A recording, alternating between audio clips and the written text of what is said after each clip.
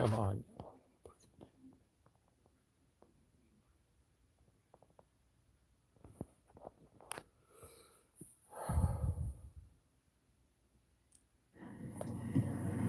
Mr. President, as one who has taken some interest in the election of presidents, I want to congratulate you on your election to this high office. Mr. Secretary General, delegates to the United Nations, ladies and gentlemen, we meet again in the quest for peace. 24 months ago, when I lost the honor of addressing this body, the shadow of fear lay darkly across the world. The freedom of West Berlin, wars in immediate peril, agreement on a neutral Laos seemed remote. The mandate of the United Nations in the Congo was under fire. Hold back the darkness. Today the clouds have lifted a little so that new rays of hope can break through. The pressures on West Berlin appear to be temporarily eased. Political unity in the Congo has been largely restored. A neutral coalition in Laos, while still in difficulty, is at least in being. The integrity of the United Nations Secretariat has been reaffirmed. A United Nations decade of development is underway. And for the first time in 17 years of effort, a specific step has been taken to limit the nuclear arms race. I refer, of course, to the treaty to ban nuclear tests in the atmosphere, outer space, and underwater, concluded by the Soviet Union, the United Kingdom, and the United States, and already signed by nearly 100 countries. It has been hailed by people the world over who are thankful to be free from the fears of nuclear fallout. And I am confident that on next Tuesday at 10:30 o'clock in the morning, it will receive the overwhelming endorsement of the Senate of the United States. The world has not escaped from the darkness. The long shadows of conflict and crisis envelop us still. But we meet today in an atmosphere of rising hope and at a moment of comparative calm. My presence here today is not a sign of crisis, but of confidence. I am not here to report on a new threat to the peace or new signs of war. I have come to salute the United Nations and to show the support of the American people for your daily deliberations. For the value of this body's work, the reduction of global tension must I not be don't an know what that excuse little football was. for the I'm narrow pursuit of taping this self-interest. directly off of If the somebody Soviet else's Union post. and the United States, with all of their global interests and clashing commitments of ideology, and with nuclear weapons still aimed at each other today, can find areas of common interest and agreement, then surely other nations can do the same. Nations caught in regional conflicts, in racial issues, or in the death throes of old colonialism. Chronic disputes which divert precious resources from the needs of the people or drain the energies of both sides serve the interests of no one. And the badge of responsibility in the modern world is a willingness to seek peaceful solutions. It is never too early to try, and it's never too late to talk. And the United States, Again, as I a don't know major what that nuclear was. power, does have a special responsibility to the world. It is, in fact, a threefold responsibility. A responsibility to our own citizens, a responsibility to the people of the whole world who are affected by our decisions, and to the next generation of humanity. We believe the Soviet Union also has these special responsibilities, and that those responsibilities require our two nations to concentrate less on our differences and more on the means of resolving them peacefully. For too long, both of us have increased our military budgets, our nuclear stockpiles, and our capacity to destroy all life on this hemisphere, human, animal, vegetable, without any corresponding increase in our security. Our conflicts, to be sure, are real. Our concepts of the world are different. No service is performed by failing to make clear our disagreements. A central difference is the belief of the American people in self-determination for all people. We believe that the people of Germany and Berlin must be free to reunite their capital and their country.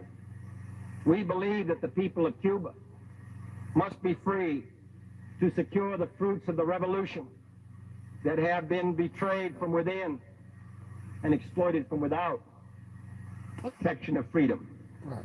And our I didn't know this determination to particular video safeguard was that freedom chopped that will much. measure up to any threat or challenge. There is a copy of this, But I would say all to of the this leaders of the speech Soviet on Union YouTube, and to their people, and it that focuses if either primarily of our on countries is to be communism fully secure, and the we First need a Amendment. much better weapon than the H-bomb. A weapon better than ballistic missiles or nuclear submarines, and that better weapon is peaceful cooperation. We have in recent years agreed on a limited test ban treaty, on an emergency communications link between our capitals, on a statement of principles for disarmament, on an increase in cultural exchange, on cooperation in outer space, on the peaceful exploration of the Antarctic, and on tempering last year's crisis over Cuba. I believe, therefore, that the Soviet Union and the United States, together with their allies, can achieve further agreements, agreements which spring from our mutual interest in avoiding mutual destruction. There can be no doubt about the agenda of further steps.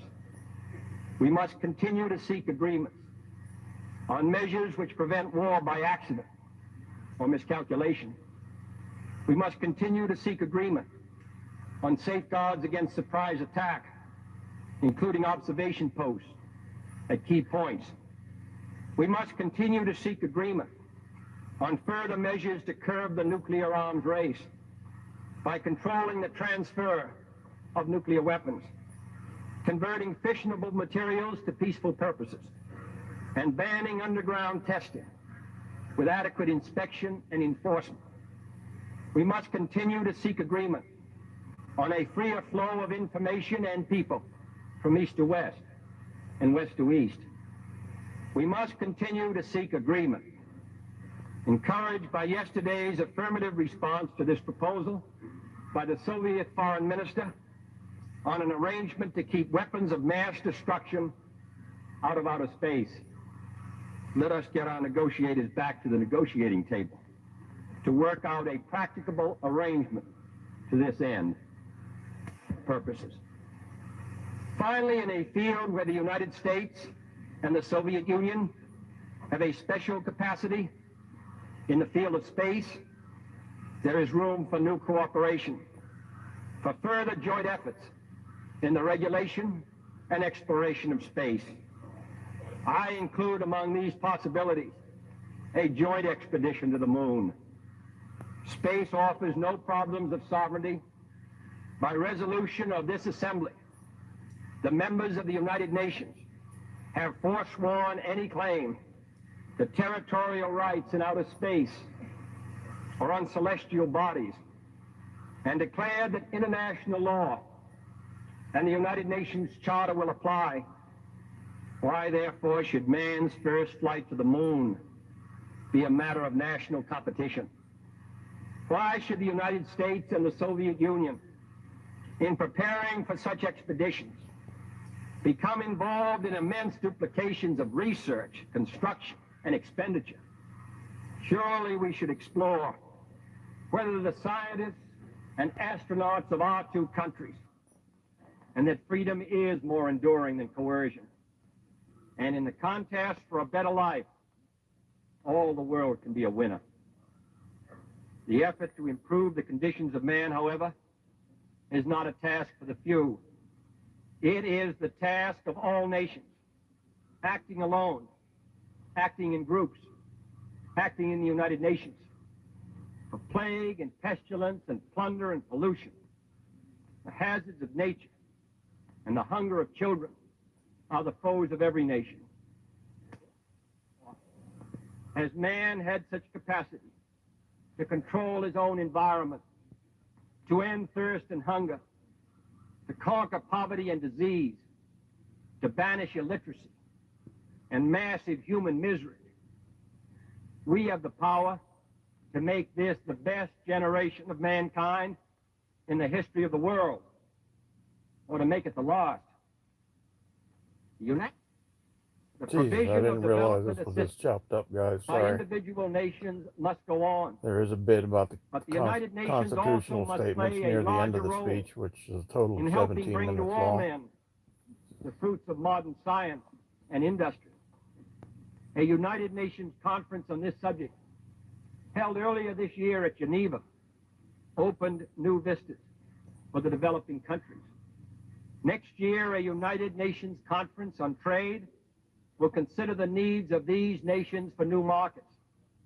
And more than 4/5 of the entire United Nations system can be found today mobilizing the weapons of science and technology for the United Nations decade of development. But more can be done. A World Center for Health Communications under the World Health Organization could warn of epidemics and the adverse effects of certain drugs, as well as transmit the results of new experiments and new discoveries. Regional research centers could advance our common medical knowledge and train new scientists and doctors for new nations. A global system of satellites could provide communication and weather information for all corners of the earth. A worldwide program of conservation could protect the forest and wild game preserves now in danger of extinction for all time, improve the marine harvest of food from our oceans, and prevent the contamination of air and water by industrial as well as nuclear pollution. And finally, a worldwide program of farm productivity and food distribution, similar to our country's Food for Peace program, could now give every child the food he needs. New efforts are needed. If this Assembly's Declaration of Human Rights, now 15 years old, is to have full meaning, and new means should be found for promoting the free expression and trade of ideas through travel and communication, Here we go, and guys. through I increased believe this is it. exchanges of people and books and broadcasts.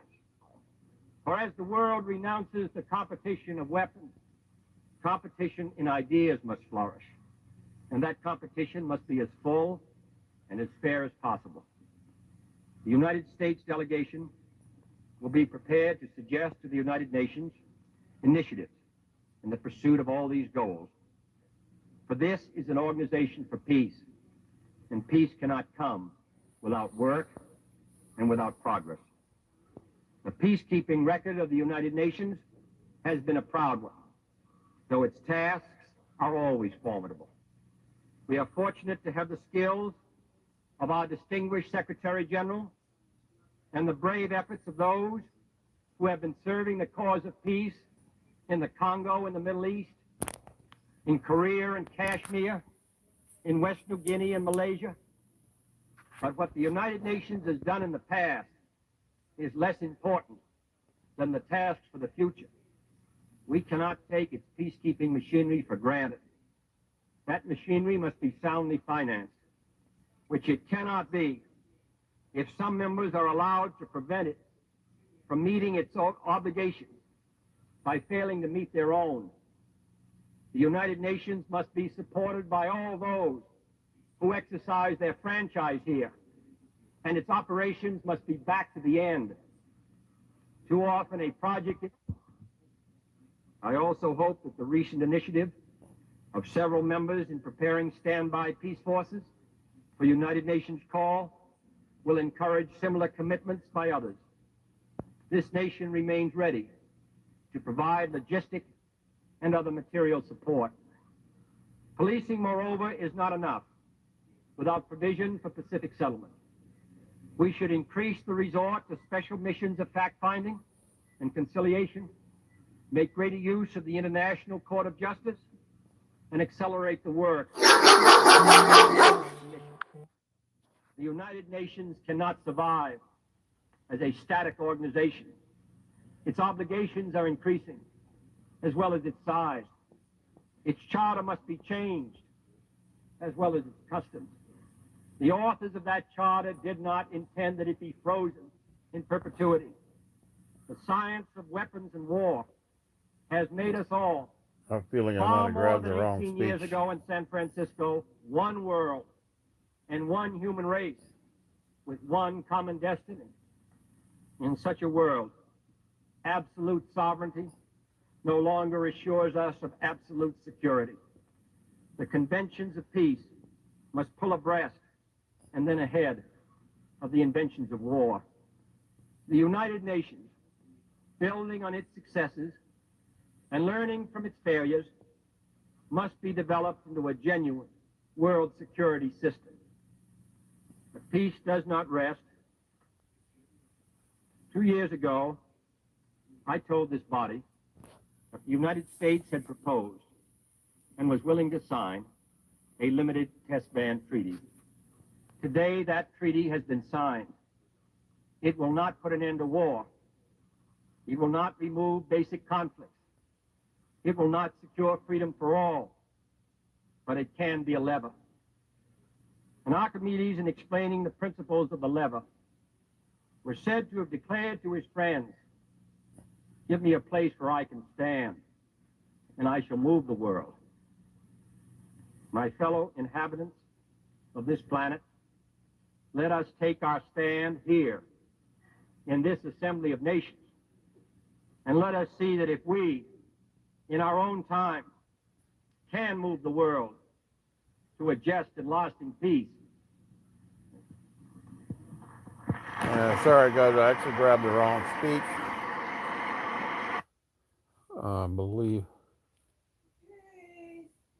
I believe that's the one I want, so I'm going to have to do a rebroadcast because my mother's calling me. Sorry, gentlemen. There's only two of you. I'll catch you again in a little while.